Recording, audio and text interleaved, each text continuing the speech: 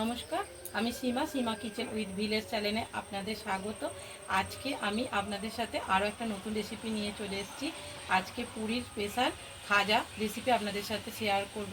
যারা জগন্নাথ দেবকে ভোগ দিতে চান আর যারা বাড়িতে এমনিও করে খেতে চান, তো আপনারা আমার ভিডিওটা প্রথম থেকে শেষ পর্যন্ত দেখতে থাকুন, আপনাদের ভালো লাগবে। তো চলুন রান্নার কাছে যাওয়া যাক। আমি রান্নার কাছে চলে এসেছি। খাজার জন্য আমি ময়দা নিয়েছি। আগে ময়দাটা আমি মাখিয়ে এনে ময়দাতে আমি এবার নুন দিয়ে দেব।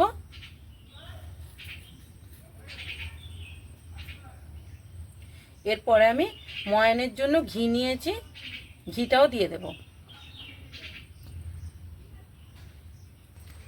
ময়ানের জন্য ঘিটা দিয়ে দিয়েছি, আর ঘি দিয়েই এটা ময়ানটা দেওয়ার চেষ্টা করবেন, কারণ ঘি দিয়ে ময়ানটা দিলে এই ঘিয়ের ফ্লেভারটার জন্য খেতে কিন্তু অনেক খেতেও সুন্দরও হয়, আর এটা কিন্তু অনেক মুচমুচেও হয়।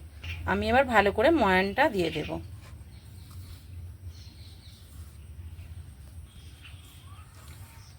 ভালো করে ময়ানটা দিয়ে দিয়েছি। এই যে মেখে এরকম ডলা পাকিয়ে গেলে জানবেন যে ঠিকঠাক ময়ানটা হয়ে গেছে। এরপর আমি অল্প অল্প করে জল দিয়ে মেখে নেব। অল্প অল্প করে জল দিয়ে শক্ত করে মাখতে হবে।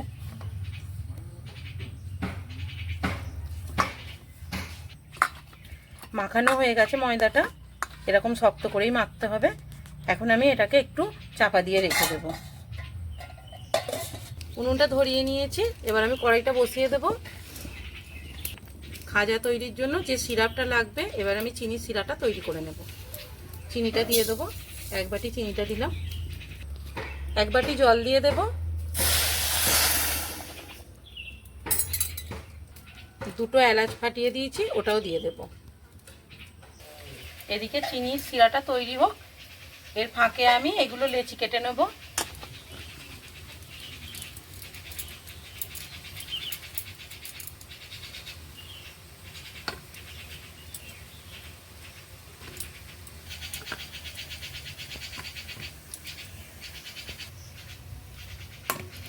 পাঁচটা লেচি হয়েছে, এগুলো এবার আমি বেলে নেব।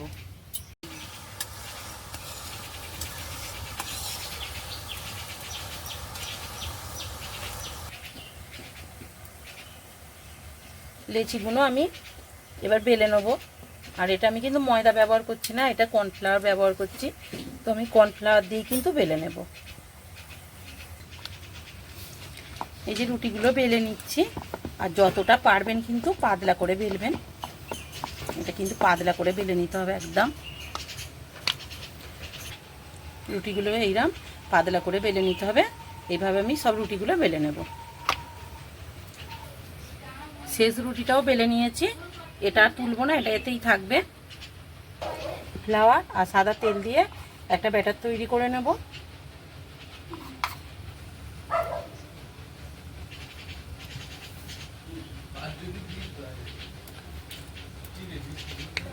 ভালোভাবে এটা মিশিয়ে নেব।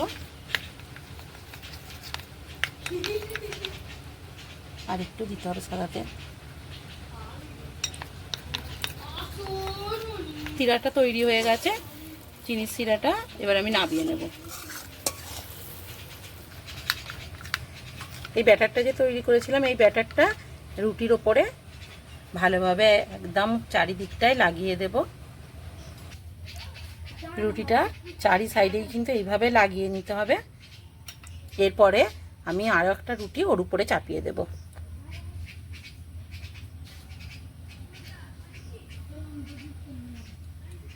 এর উপর থেকেও আবার ওই একইভাবে কর্নফ্লাওয়ারটা দিয়ে যাব।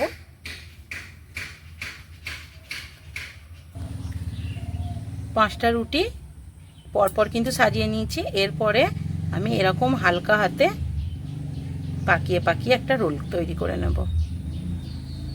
আর শেষের এই দিকটা ধারটাতে একটু জল দিয়ে দেব, দিয়ে ভালো করে চেপে দেব। এগুলো এবার আমি ছোট ছোট করে পিস করে নেব।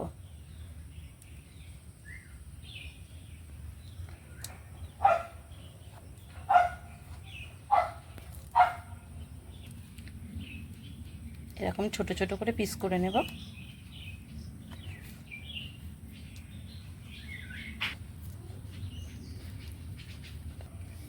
বাকিটাও ওই একইভাবে কেটে নেব। এগুলো এবার আমি একদম হালকা হাতে বেলে নেব।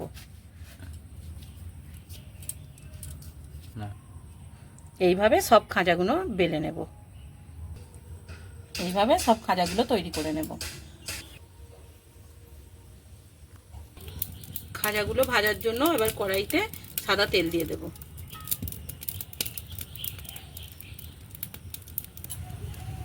তেলটা কিন্তু খুব বেশি গরম হলে হবে না, এরকম একদম হালকা গরমেতেই খাঁজাগুলো ছেড়ে দিতে হবে।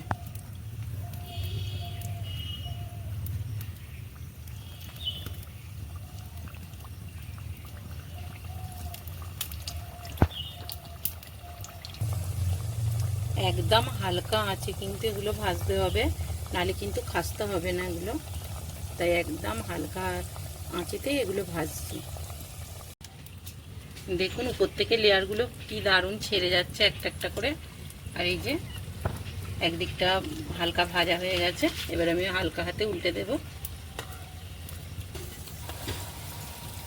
এইভাবে সব কিন্তু উল্টে ভালো করে দুদিকটা এরকম লাল লাল করে ভেজে নিতে হবে।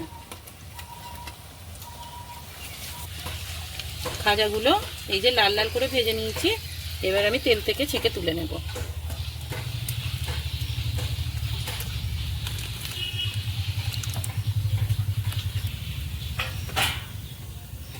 বাকি খাজাগুলো আমি ওই একইভাবে ভেজে নেব।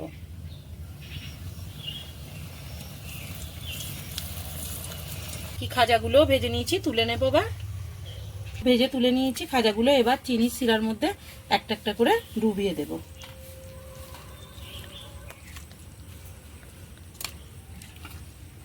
খুব বেশিক্ষণ কিন্তু চিনির শিরায় রাখবো না, একটুখানি ভিজিয়ে নিয়ে তুলে নেব। এই যে এইভাবে সব তুলে নেব, রস থেকে ছেঁকে ছেঁকে সব তুলে নিচ্ছি। আর এরকম একটা ছাঁকুনিতেই রাখবো, তাহলে কি হবে, অতিরিক্ত যে রসটা আছে সেটা কিন্তু এ থেকে বেরিয়ে যাবে।